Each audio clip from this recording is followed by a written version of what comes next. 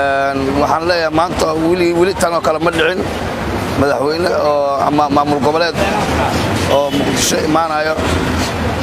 waa wax la buunbuuniyaan isleeyahay shacabkana qalqal loo gilgilinayo wadooyinka loo xiranayo meeqa gobolka ka badan waxa ka badan galmudug oo kaleeto hirshabeelle badan leeyahay koonfur galbeed wili tan oo kale ma dhicin balse waxaan leeyahay waa wax ay kala shaqaynayaan laamaha amniga qaarkood kala shaqaynaya saan filaya shacabka dhibaato badan baa lagu hayaa dhibaatadaas waxa ka mid ah saaki waxa la wixii garoonka aadi lahay waa laabteen wixii caafimaad aadi lahay waa laabteen waana laba nimo Soomaaliyeed waxay yiraahdeen kii hirshabeellana kama soo qayb gali karo shirkanaga galmudugna kama soo qayb gali karto koonfur galbeed kama soo qayb gali karto gudoomiyaha gobolka banaadir kama soo qayb gali karo mana aaminayna madaxtooyada Soomaaliya looga talinayo xalana aaminayna waxa Soomaalinimo ma aha waxa ka sii liidato la ii sheegay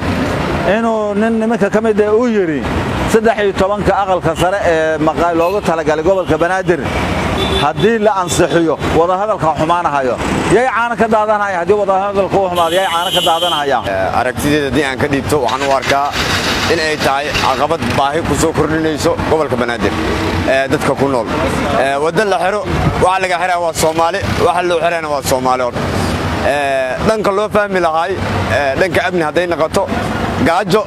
waxay keenta waa ogtahay colaad bay sababtaa waa baahidii soo korortan leh aniga awalan arag fikrad ahaantayda wallahi waa fikir qaldan waa sababtoo lawno Soomaaliya waa wadankooda imaanayaan in macnaha wadankooda dadka intay farxad gelilayeen loo sii xiro dadka la kala xiro aad qalad u tahay fikirkaas markaan kuma raacsan marka kale dawladdu waxa uu baaqaa inay dhaafaan wadooyinkan ay xiranayaan shacabka ay kala jarayaan